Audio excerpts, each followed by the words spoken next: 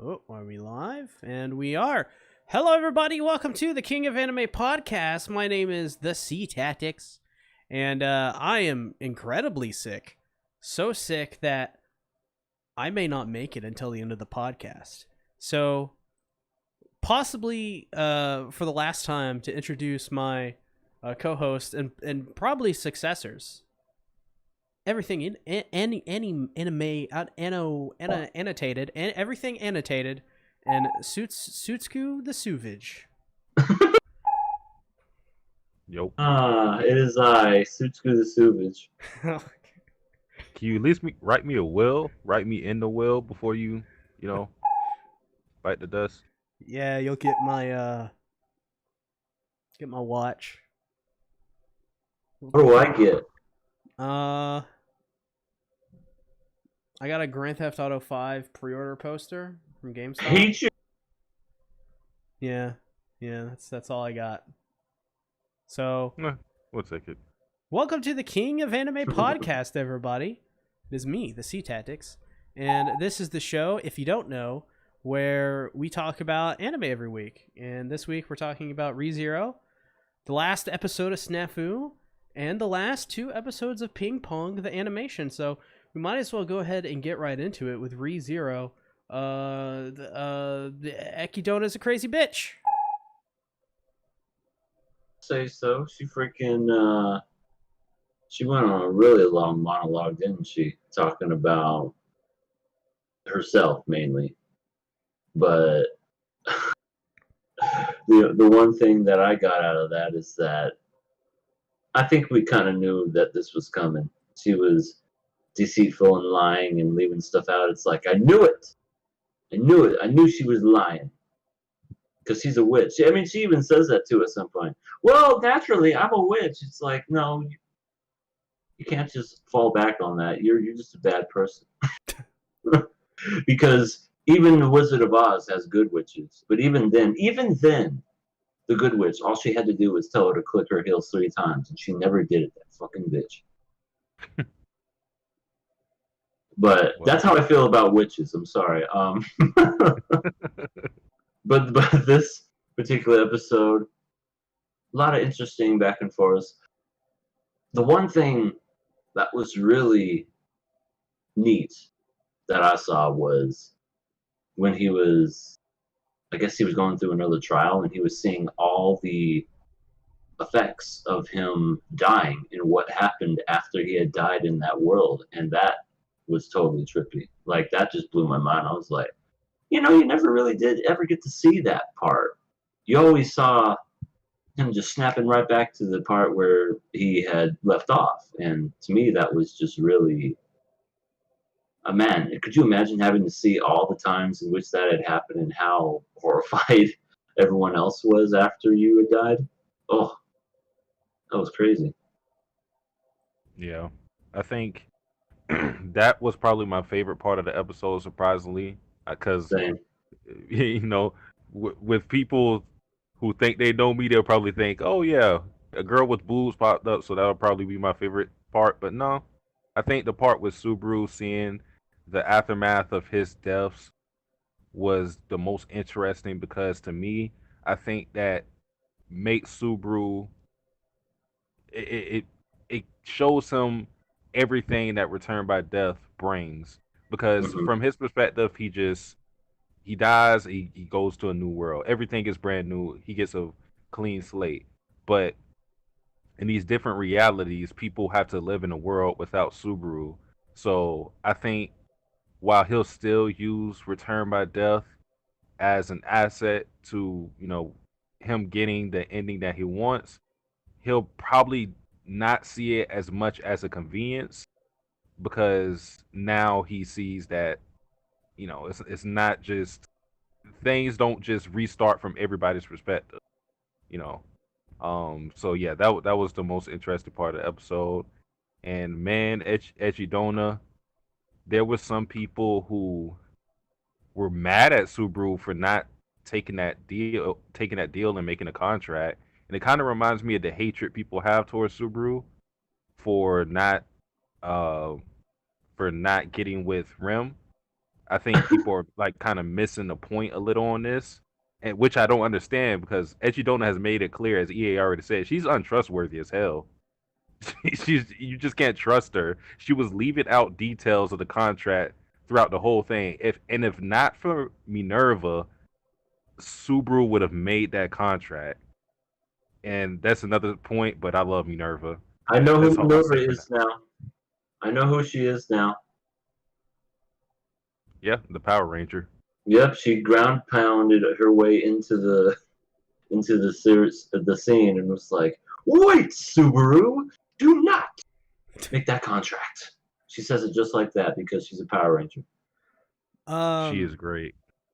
Interestingly enough, about people being mad at that, one, they watch too much anime, and two, there's already a story for that. Teppei Nagatsuki wrote, I don't know what it's called.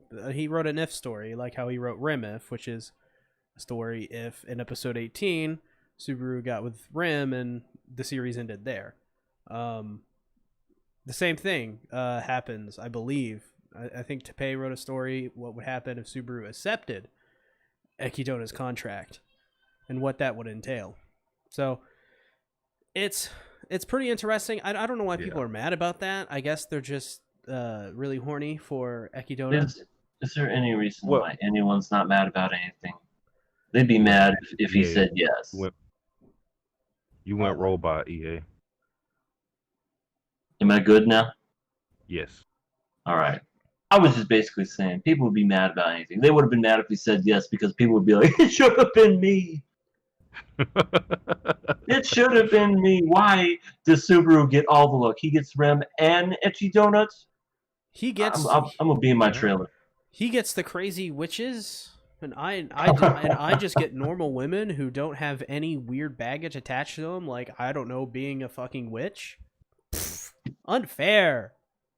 Well, every girl that has some sort of romance with Subaru has something weird with them.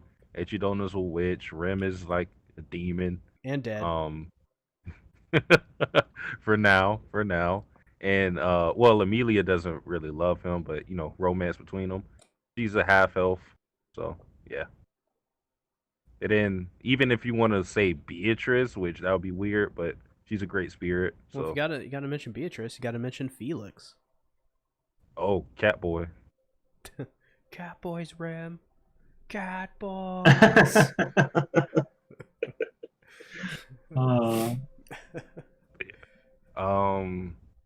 What you said something that I want to respond to, but I forgot what it was entirely. Oh, I kind of want to play devil's advocate with the whole why he didn't make the contract thing, because I think people are kind of tired of Subaru suffering because he doesn't really know what to do, because there's a lot of different things that he has to fix. He still has the problem with Elsa and remind me of the lolly's name. Typhon? Daphne? Lolly that's with Elsa. Oh, Mobby's Melee? Lolly. Melee, yes. He still has the issue of that in the mansion. He still has the issue with the Great Rabbit. So he has a lot of things that he can't fix. And he still doesn't know how to do it. So I think people wanted him to make that contract because it kind of solves his immediate problems.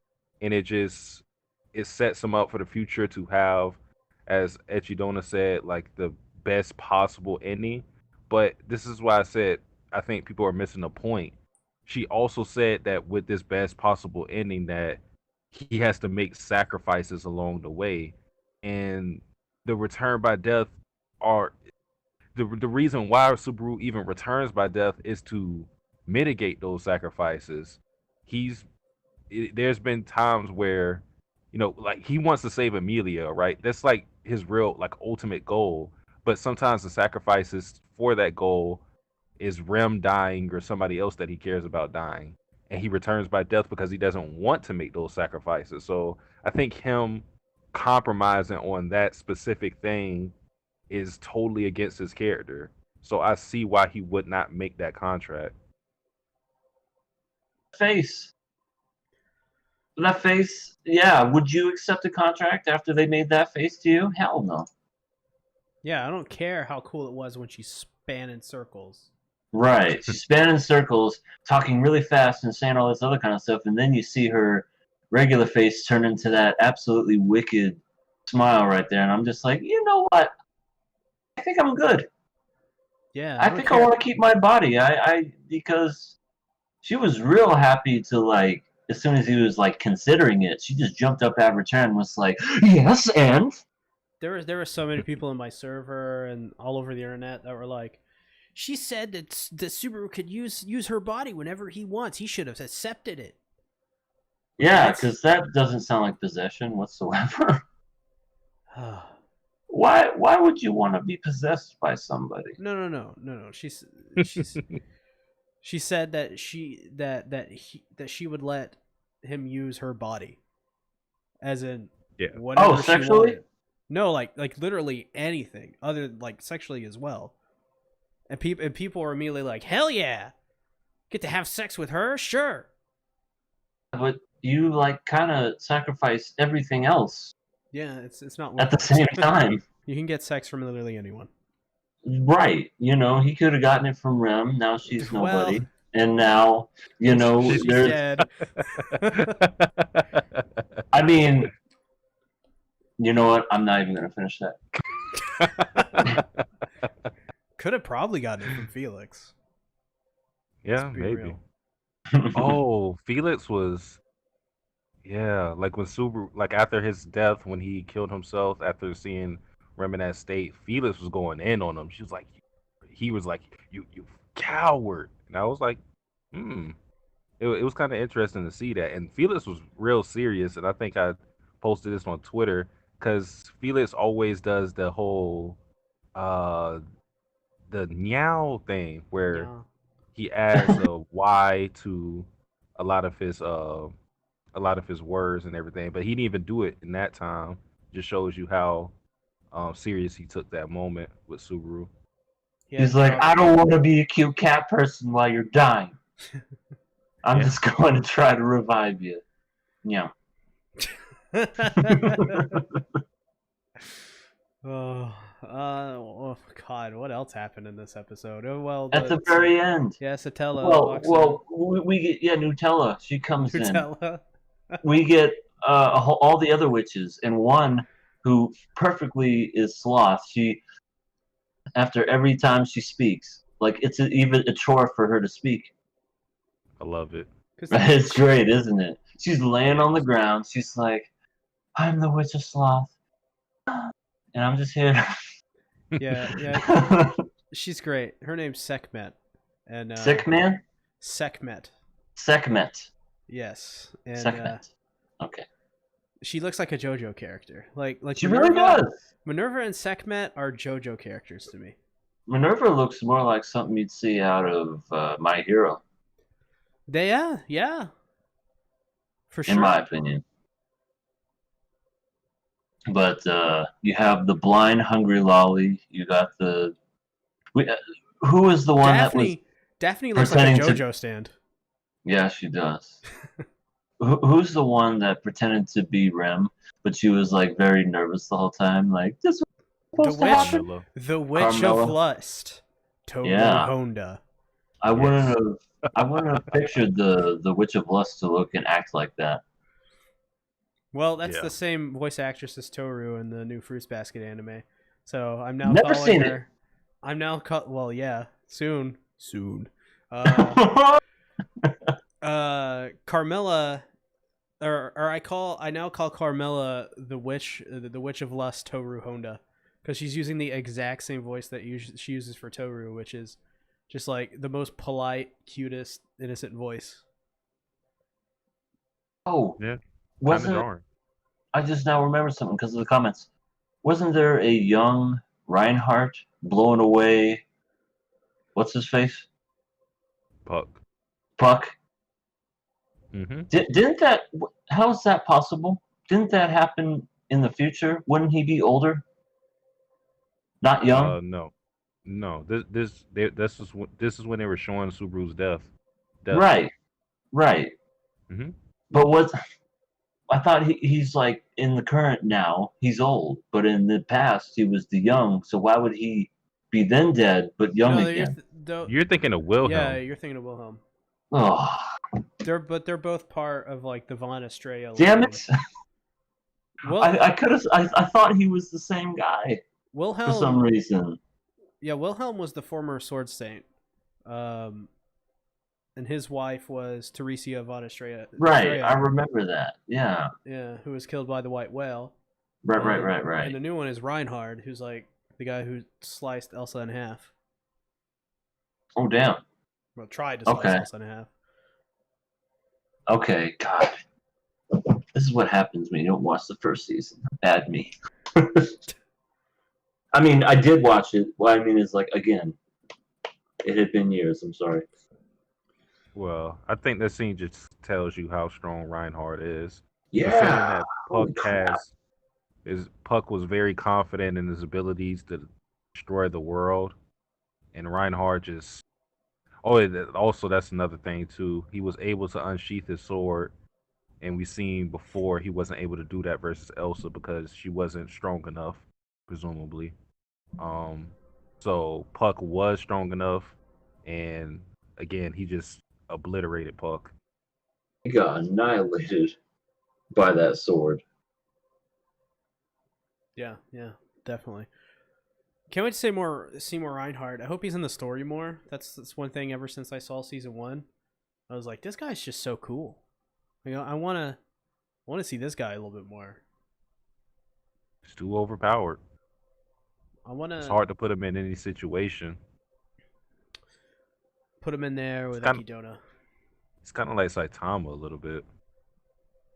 It's like when you put him in a fight, I mean, just seeing what I've seen from him, like the sense of danger just lowers.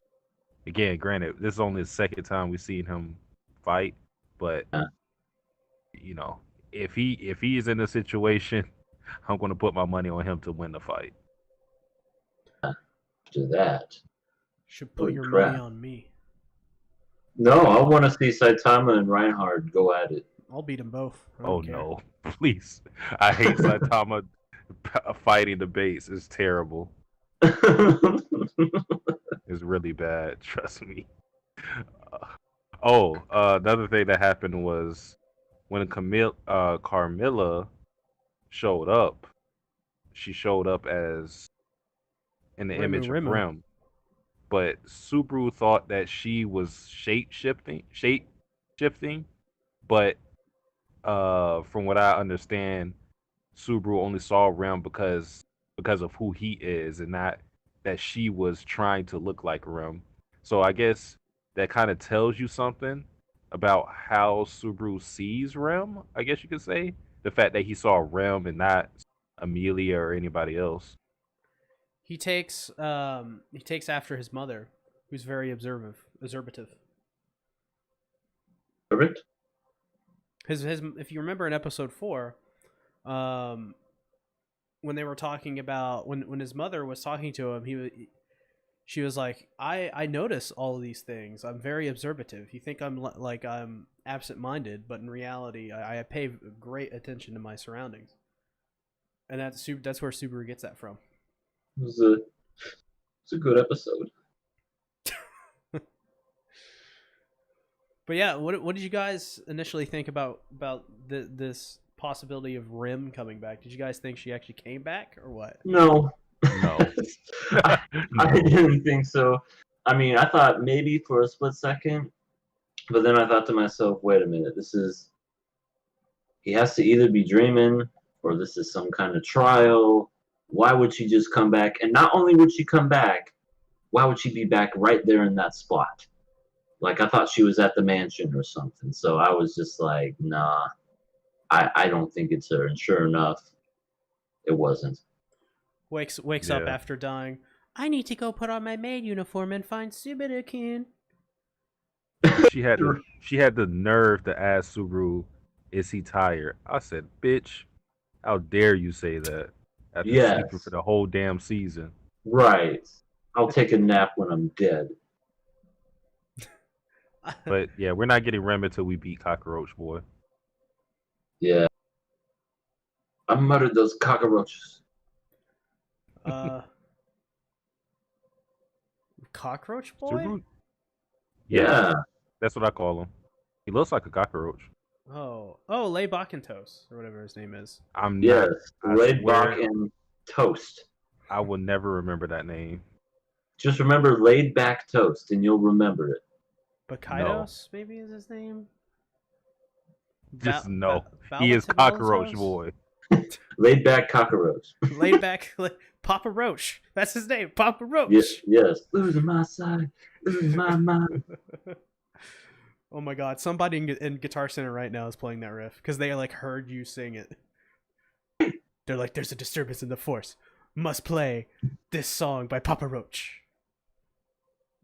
Lay cockroach. Well, we saw the ending of the episode with Subaru. Well, not the ending, but when Subaru basically said that he would take Beatrice's hand. So what that tells me is that his plan is probably to overwrite Echidona's contract with Beatrice, and then he'll have Beatrice as his great spirit, which I've been wanting to happen ever since we learned more about Beatrice. So I'm looking forward to see that. Yeah. This should be a lot of great fun. Is there anything else that happened in the episode? I've been sick. I don't remember what the hell happened, to be honest. Nah. Not really. Nah. Just want to say again, I love Minerva. Yeah, no, Minerva's She great. saved Subaru. She's the best. She's a superhero. Wait, Subaru! Do not touch her filthy hand! Her hands are probably filthy. Yeah, she's been using doesn't her wash own her hands. fluids. And how she makes her own tea with her own fluids. Ugh. Yeah, she has no sink or shower. Echidona probably stinks. How does she wipe her ass? Don't know. I think we know. Wait, do we? Well, if she ain't got no toilet paper and desperate times come from desperate measures, what do you got? We don't even know if she poops. That's right, a thumb! A thumb? So, okay, so how does she wash a thumb? I don't know. She probably blows on it. Blows on? Oh my god. You don't want to know how she cleans herself off. Yeah, she probably rolls around in the grass. She's got plenty of it. She just drags her ass on the grass. Oh my god. Oh my god. You're making everyone who's thirsty for Echidona like cry out in pain. Oh my god, we already gotten comments. Like somebody's like, Jesus Christ. Thumbs down. Cancel this guy.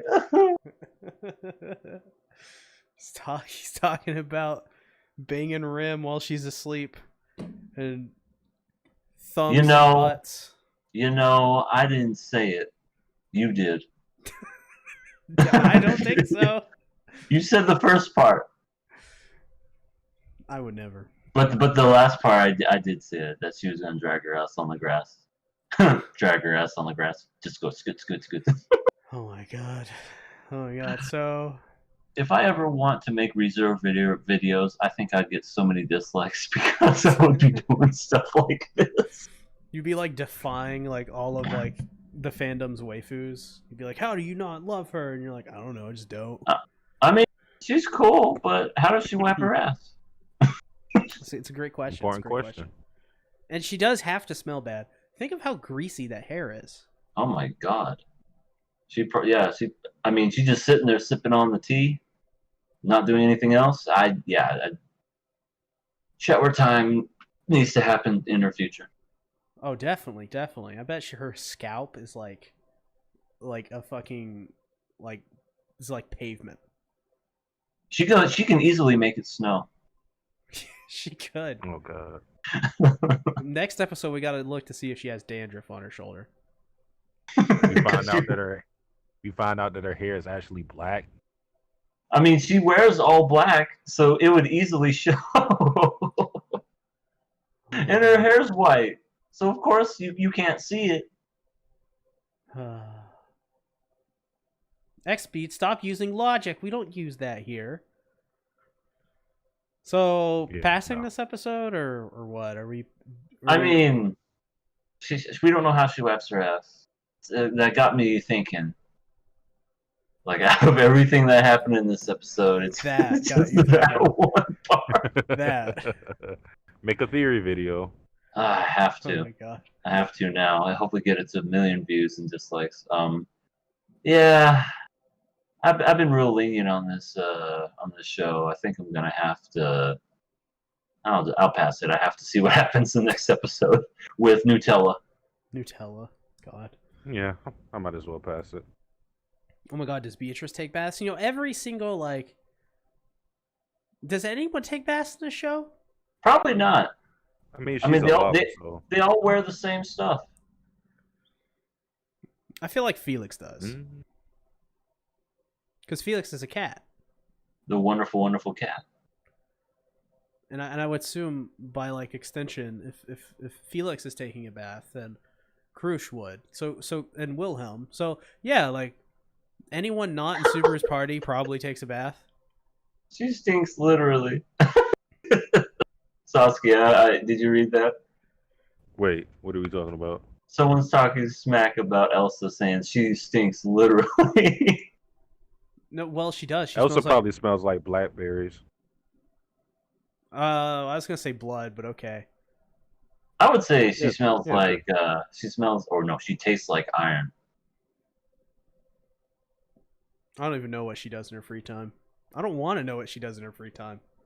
That was a good reference, though. Thank you. Let's talk about the final episode of SNAFU, which was amazing. Like, my god. It was so I- fucking great. I did not expect this ending to happen, like, one bit. I was expecting him not to get with anybody, and then he does. And Uh-huh. it's Yukino, and I was like, but Yui, but also, oh my god, this is amazing. This was, without a doubt, a fantastic ending. What can I really say? Really, like in this episode, you see them kind of, even though they weren't really going out on a date, they were more just like scouting for their next, like, I don't know, like student event. But it was cutesy wootsy. They were taking pictures and everything else. And then, freaking, what I greatly want in this world is to see Komachi and Aroha keep button heads.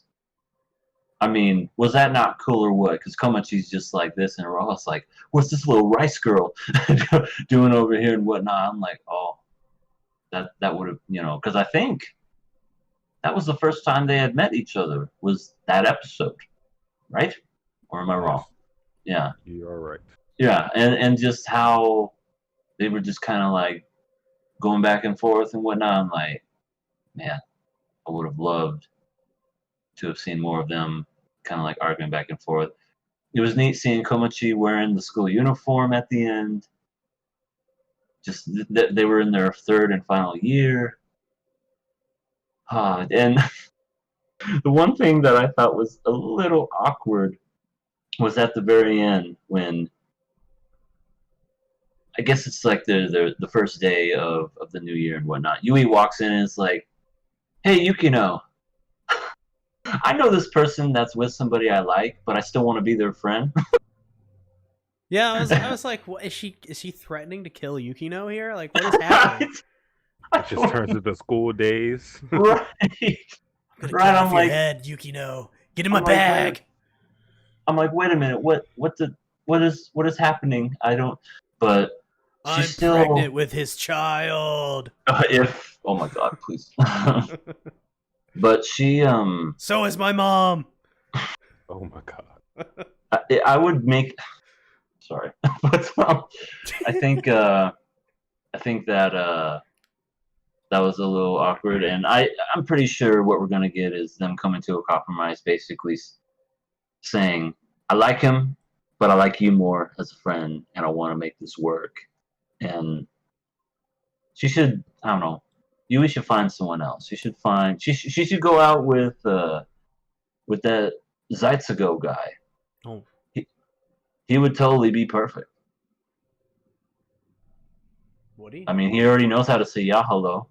Yeah, hello.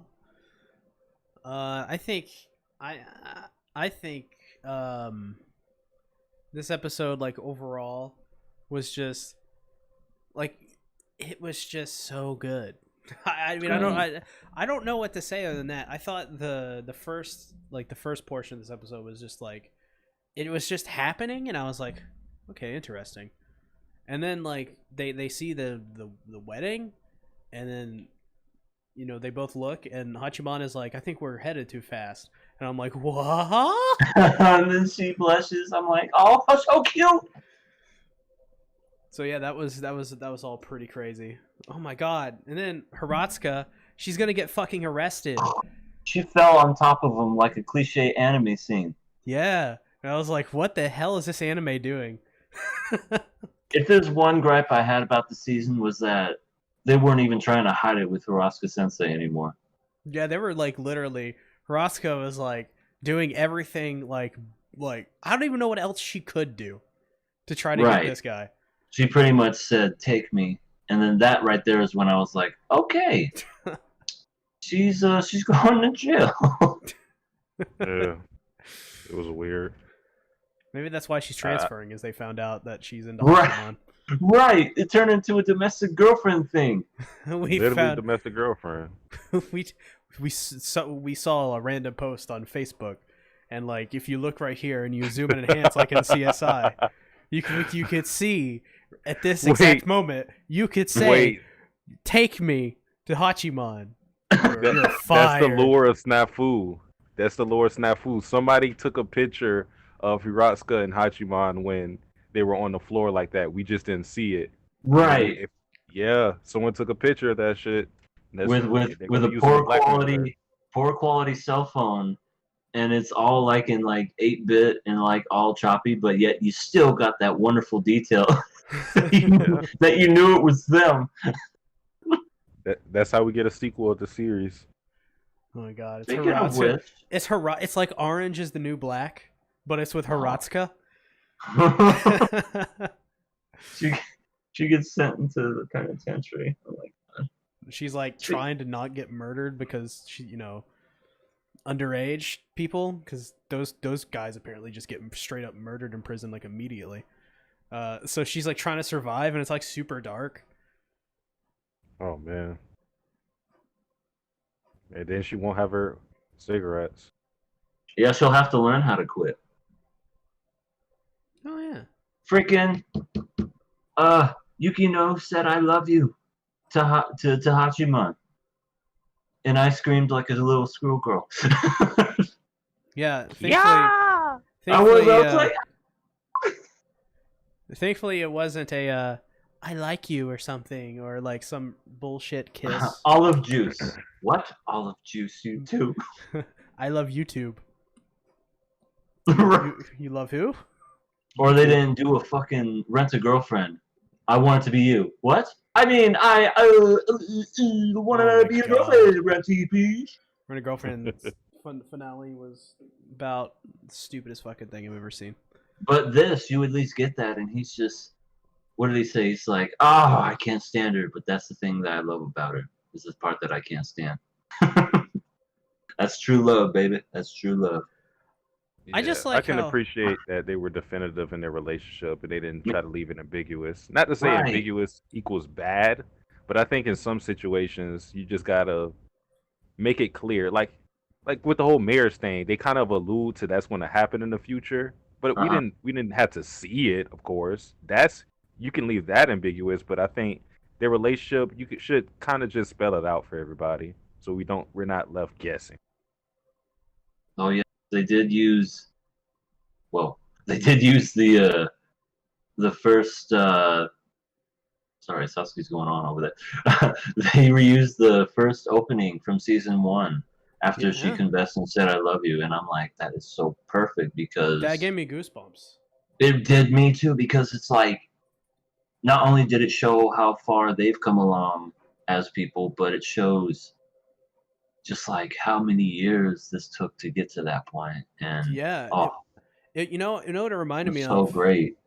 Because I literally just finished watching Inuyasha like the same day I finished this, and like at the last episode of Inuyasha, they played the first ending song again from the way back in the beginning of season 1 for the last ending of the series. So that's like, I love it when they do that kind of thing. Me too. Because it's a part of like, it's like a, hey, we watch our show too. It's like one of those things. Like, we're fans of this as well. But we know when it comes to Inuyasha, the only best ending song is Bakutashi wa. Ah, yes, that is the best. I don't care what anyone says. That is the best one. Well, it's that one and the first one, and then I want to save the world. Did I do it good? That one's okay. Well, that's one of the most Bakutashi wa popular ones, I should say. Yeah, Bakutashi wa is untouchable, I think. But fair enough. That one is pretty good. How are we handling post SNAFU depression? Not. I'm taking a good. page out of Dr. Seuss, and you know how he says, "Don't cry because it's over. Be happy because it happened." We're gonna go through like. You're gonna be like those 3 music videos from Guns N' Roses, like "Don't Cry," "November Rain," and like "Estranged" or whatever it was. You're just gonna go through like these things, like in those music videos. It's, you know, I'm at least happy that this show even got 3 seasons, because shows like this never, at least from my experience, they never get extra seasons. You know, you always have shows that you wish could have gotten more, Watamote, and you know they never got a chance to even experience that. Dead Man Wonderland. Well, Dead Man Wonderland needs a reboot. They need some. They need some, because I love that show. They needed to bring it back. I mean, the ending of the manga ain't Yeah. much better, to be honest.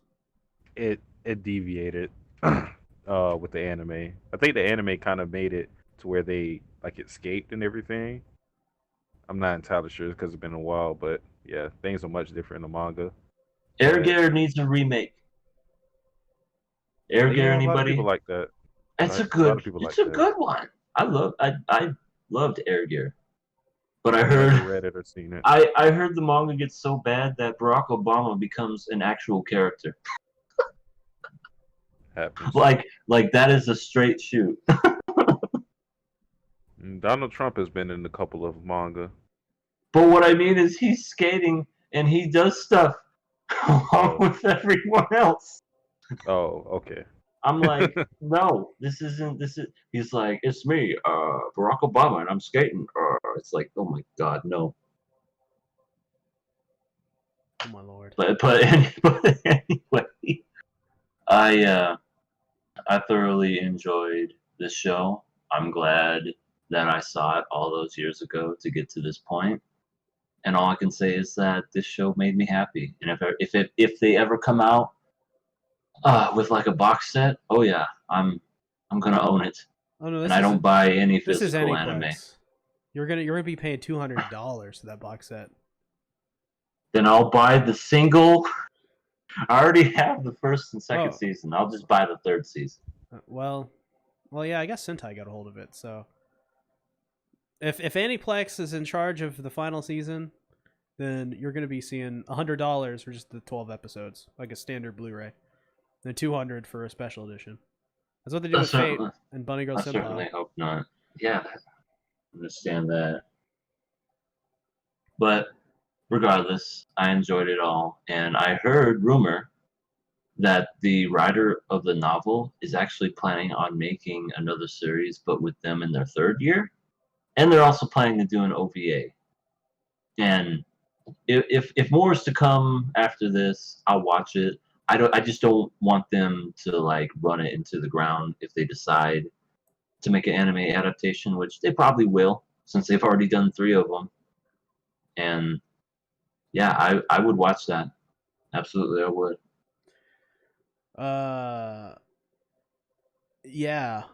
So they're gonna make a next series, and it's gonna start, and the opening is gonna be, Hachiman's gonna be like, together with our friends, we're gonna find the ancient jewel shards. Oh gosh. Back to Inuyasha. Shit. Terrible. I love it. It's the worst. I think we had to cover Iroha, and she's like a demon. That's what. That's Oh why I my love her. god, that's right. She told Yui how to try to steal him from Yukino. Yep. She straight up told her to pretend like she's drunk, to get him drunk, and to have sex with him so he would feel guilty enough to stay with her. Hey Yui, date rape him. Well, yeah. It's I can't totally say that, but like, yeah, it's definitely manipulative. Yeah, well. I mean, just a little. You're Yeah. only trying to trick somebody into falling in love with you by doing the absolute most worst thing possible. But yeah, it's just a little. That's the thing. It's not even she wants. She's just like, okay, like, I don't. She is honing in on Hachiman's sense of responsibility to like entrap him, kind of. But then I like what Komachi said. She was like, wait a minute, you said Yui will be able to drink in 3 years. She could drink in 2 years. So isn't that just for you? And she just told her to shut up. She didn't even try Yeah, to defend it. She didn't even try to defend herself. but we all know Yui wouldn't even do that. She's too I, nice. I don't think Aroha would do that either, to be honest. You think she's all talk? With that specific thing, yes. I don't think Okay. she would do anything like that. Yeah, she comes off as being that way, but yeah, she probably wouldn't. But she's great. Yeah, I like the dynamic between Komachi and Iroha. We didn't see it that much, but I it know. seems like Komachi can keep pace with Iroha and her tricks and everything because she kind of trolled Iroha back because Mm-hmm. her big sis, I think, in the episode, and she was like, "Oh, that's just a hypothetical," just kind of. I think she saw that she liked Hachiman as well, so she just trolled her by calling her big sister by saying like, "Oh Mm-hmm. yeah, like yeah, if you were with Hachiman, I'll call you big sister," but it's kind of not happening. Yeah.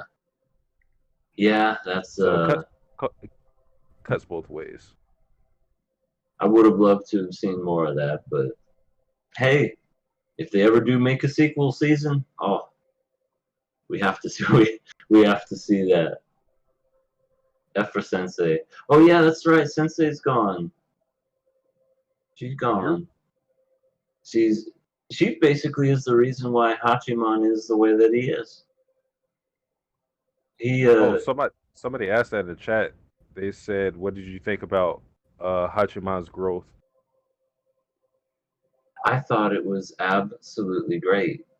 Like you really did get to see character development and character growth throughout, I guess it was a year, in which this story took place. And to me, it was all very realistic on how he went through all those changes. And, he had to basically just kind of like get over that whole fact and stop doing the self sacrifice stuff and realize your actions come with consequences. And yeah, he's a better man now because of all that. And I couldn't be happier, to be honest. Hmm. It's weird with my opinion on Hachiman. I don't think he's actually changed that much. I do think he developed a lot. Like we learned about his character over the course of SNAFU, all these seasons. We learned so much about him. He's fleshed out well, but I think his actual growth. I don't think at his core he has changed too much. Like his perspective on youth and romance and things like that definitely have changed. He doesn't see things as superficial like he once did. and he's formed real connections with people that he probably wouldn't have at the beginning. But I still think he does like the self-sacrificing things. It's just that he doesn't. The way he views himself and other people is altered a bit. You know, he's a lot more optimistic. So I think that's the part of him that changed. But he still has some of his core personality traits intact. Like Yukino said in the episode, like his eyes are still rotten and things like that. But you know, When she was taking the picture, it's just like yeah. your rotten eyes. What the hell? Yeah. Oh my gosh. QRW6 says, "What do you guys think of Sensei quoting Hachiman's words from the first season? Youth is a lie. It's nothing but evil." Yeah, that's where it comes back from how much he's grown over the year, you know. And he's even embarrassed over what he said. Like he's just like, oh, that was like 10 years ago or whatever. God, that's when I was that's when I was into Marilyn Manson. Don't talk about that. Right. I was in my angsty phase around that. I don't want to talk about it, but it definitely, you know, shows that he's grown and that he even doesn't like what he had said back then, because now he's coming at it with a brand new, different perspective. And that, again, is the whole growth of Hachiman, our protagonist, who I do tend to agree. He is a really good protagonist. He's definitely up there. Way better than Goblin Slayer.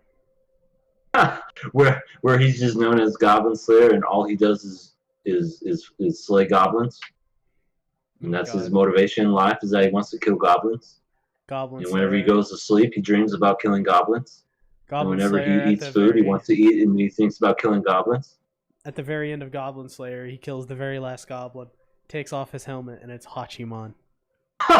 And he just goes, "Youth is a lie, and I killed it." And then like the Doom music plays. Oh my god, that would be the most hilarious shit ever.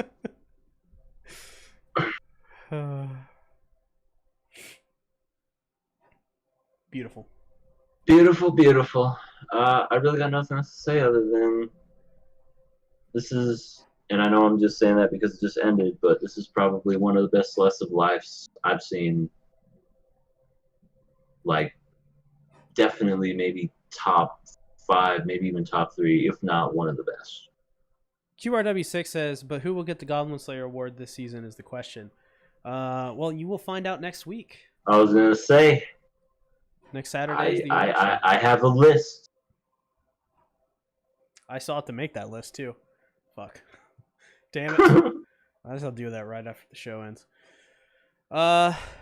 I mean, you know, final thoughts on the series as a whole. This is great. 7 years. 7 years watching the show, making, and it was fantastic. I remember when I was but a teenager watching this show, and now I am but a mid-20s person. And yeah, it was great to follow along, and kind of makes me want to cry a little bit. I'm glad I took a chance on this show. It you know, it goes to show you can't judge a book by its cover, because I just saw the cover. It was Yukino and Yui, and Hachiman's in the background just going, I don't know what the fuck I'm looking at. And I'm just like, it's another one of these. I'm going to watch it. And I watched it, and I'm glad I did.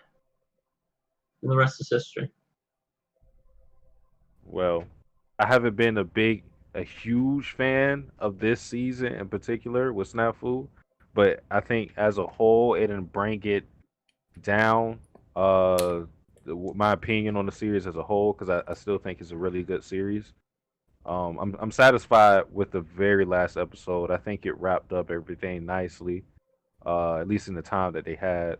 So, overall, really good series. I would probably recommend it to anybody who isn't isn't just a fight oriented person or anything like that. If you are down with slice of life series, you'll probably enjoy this. So, yeah. Yeah. So I guess moving on to saying goodbye to SNAFU. It's so sad. And moving on to say goodbye to Ping Pong.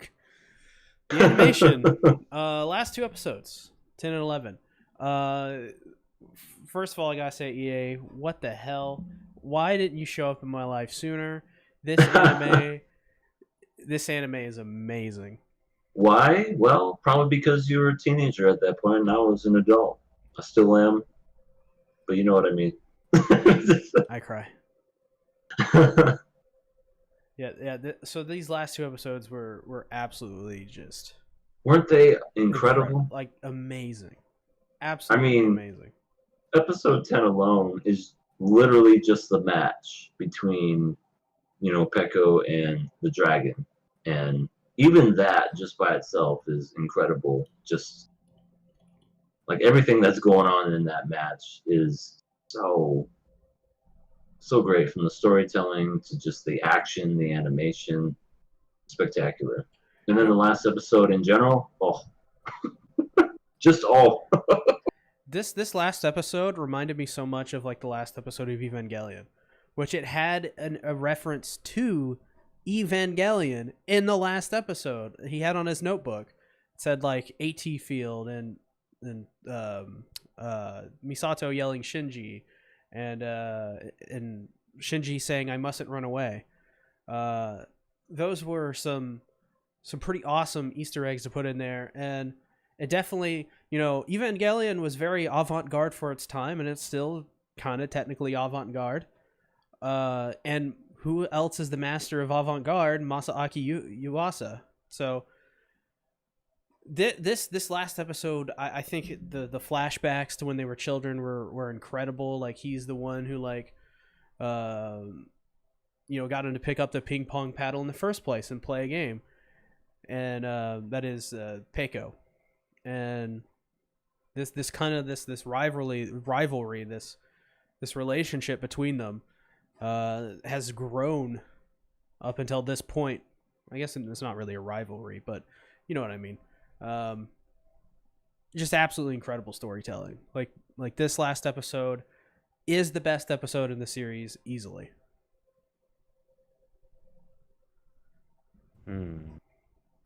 Well, for me, I like the structure of. I think I don't remember since I watched it, like one after another. So I don't know if it was in episode 11 or 10. But I like the structure of the episode because it just referenced what we kept seeing throughout the entire anime, where there was a masked hero and you had Smile locked away in his closet, and he's just talking to himself, saying like, I don't want to go outside, I don't want to be found, I'm not even going to breathe or make a sound or anything like that. But it's a hero that opens up the closet and lets him out, and we found out the hero was Peiko, which I'm pretty sure like as the episodes go by, you can kind of figure it's Peiko's, but it's just like how it was done was just so great.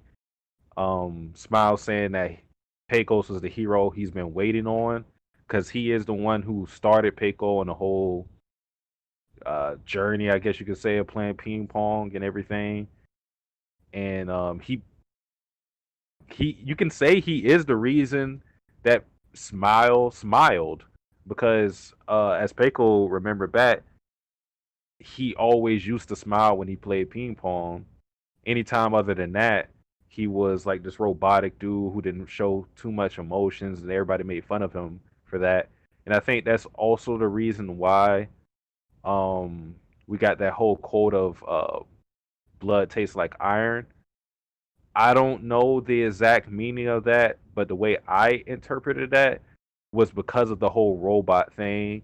Like blood is inside of everyone, and the iron thing is kind of like a reference into Smile always being called a robot.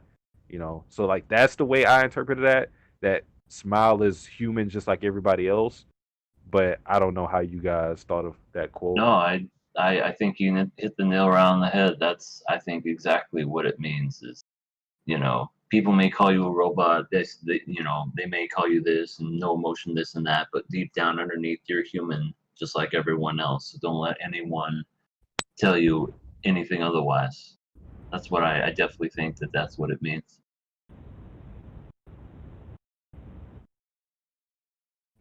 And the match between Kazuma and Pecos was pretty phenomenal. Yeah. What it reminded me of was the Golden State Warriors with a 3-0 lead going up against the Cleveland Cavaliers, and then Cleveland just came back and took it all in Game 7 Yeah, because Pecos turned it up. yeah, because he was literally one game away from winning it, and he was 6 points. So all he had to do was score 5 more points, and then that was it. Yeah, and then the turning point came, and then Pecos just tore it up. Yeah, and I think the good thing about that match was like Kazuma's mentality throughout it. He wasn't mad or anything that he was losing. He was actually happy that he could go all out and he reached new heights, like the imagery we saw of him sprouting wings and flying with Pecos. I think like that's probably been the most alive he's ever been in a match. As his teammates said, they've never seen him smile. So that was the one time they seen him smile. It was in this match with Pecos. So, well, a genuine smile. He smiled, but like not a real smile or anything like that. Right. Because we seen he's not happy playing ping pong. It's weird because while Smile is this person who's supposed to be robotic and everything, you can say the same thing about Kazuma because he is just so work oriented. He just focuses on the mission of playing ping pong. That's it. That's all he really had to his life. But this is the first time he had fun playing ping pong. So I think the match with him and Pecos is just great on that front. I also liked how it touched a little bit on,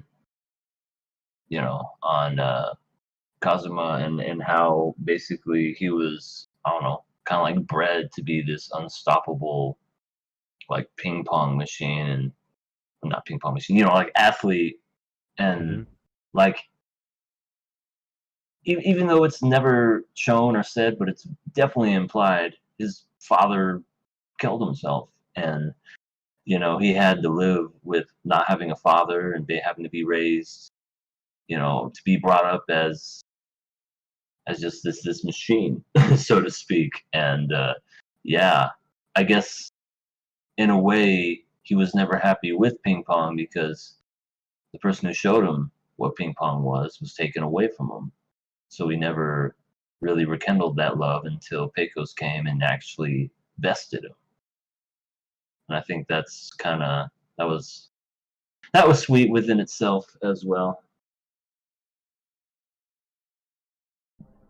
I mean, honestly, this.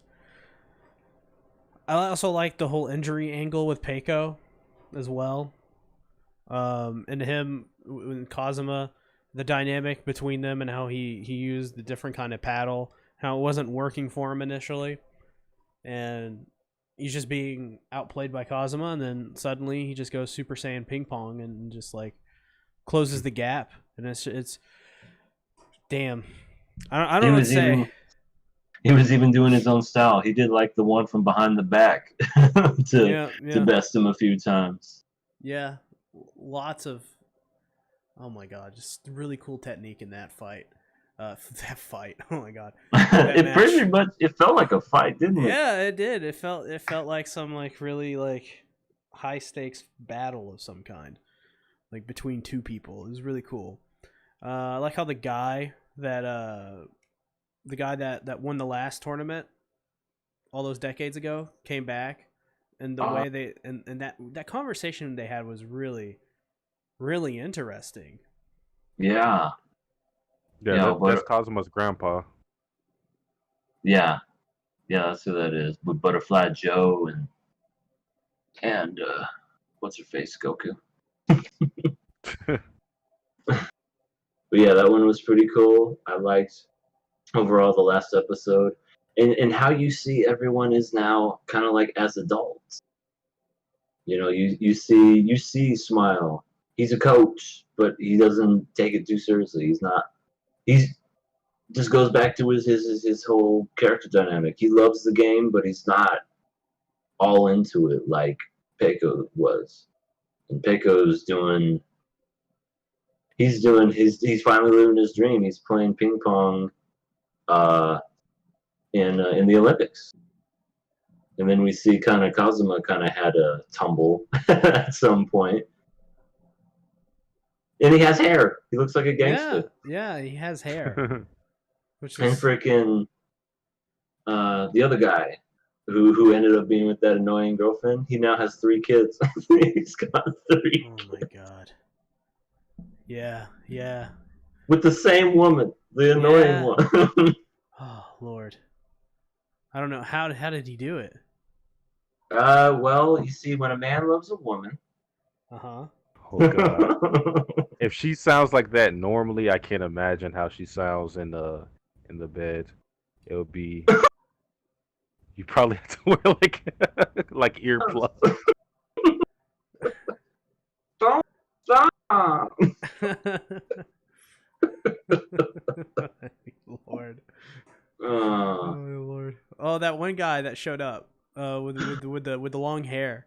Yeah, who went to go soul searching, and then he came back and he remembered why he loved ping pong so much. Oh, I never noticed it the first time, but while I watched it again on my second one, I'm like, I didn't even think he was like a super main character, but even though he wasn't, it was interesting just to see, because his story was kind of interesting, where for the little that we saw him, where it was, he was there, he wanted to kind of like get away from it for a while, came back after a year after he couldn't find what else he liked.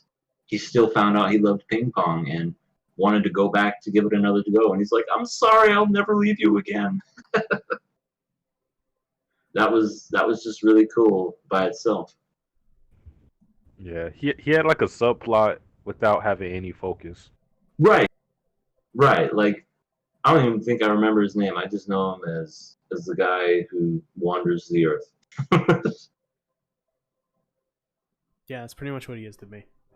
Just he's I don't even know. He's like Jesus. Japanese Jesus. Japanese Jesus. Incredible, is it not? It really, really is. Oh.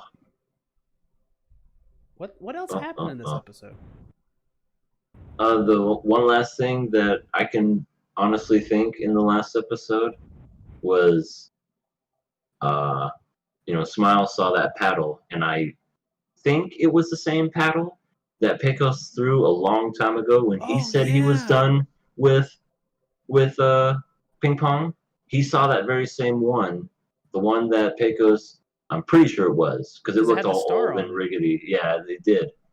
And he took it, and he threw it while at the same time. While he threw it, Pecos returned to serve. And I'm like, how? That is poetic justice. Not justice, but that's just poetry right there. Get one giving up one while the other's returning the favor. Oh, I'm just like, you couldn't have ended it any perfectly than that. Yeah, this is, I haven't seen many Masaaki Yuasa stuff. I've seen Devilman, that's it. And I was like, that's terrible. This, I'm gonna go on a limb and say this is probably his best work. This is his masterpiece. Like this, yeah. This is incredible. like I don't know like if my words do it justice. Probably don't. Just like how words, the dialogue in this anime can't do it justice. Not even the animation. Right. It all works together. Mm-hmm. This was incredible. Any final thoughts on Ping Pong the animation? I'm glad I got to share it with y'all. That's all I'm gonna say. Is I'm glad I got to introduce you guys to something that I enjoyed. I'm glad you chose it. I like concise series like this. Not didn't go on for too long. Didn't overstay its welcome. For me, I think it's a great series overall. But like thinking about it in a bubble of like sports anime, and granted I haven't watched a lot. I watched like Hanabado. I watched Kuroko no Basket. Still gotta watch Keijo. Yes. Great sports anime. Top tier. I think this one, and Grant, again, I haven't watched many, but I would probably say it's the best one I've watched that I can think of. Um, it's just a great series. Like I said, I like shorter series. I have a bias towards that, but I think it just told a great story. So, yeah, it's probably my favorite sports series. There you go. There you go. So I guess we've kind of hit the end here, but I just want to say next week before we do all the outros and stuff for everybody.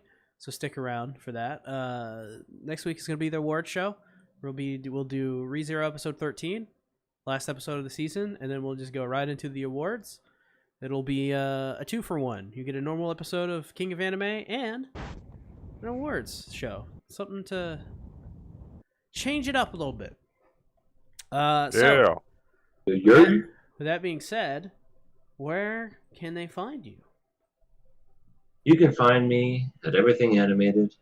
For the people that are in the SNAFU, I just uploaded my final episode review, reaction, whatever you want to call it, on SNAFU.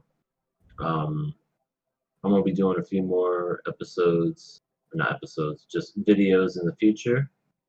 I also have another channel with my girlfriend, All Elite Couple. Right now we are at 58 subscribers, and we're looking to get more, hopefully by the end of the year. As for me, regular channel, Satsuki the Savage, reaction channel, Satsuki Reactor, where I live react to JoJo's Bizarre Adventure, Stardust Crusaders, Battle in Egypt. Almost done with that. Have 9 episodes left. And one more episode of ReZero, at least for this first half of this season. People said I couldn't do it. I did it. I told your bitch ass, You Larry. did it. You did it.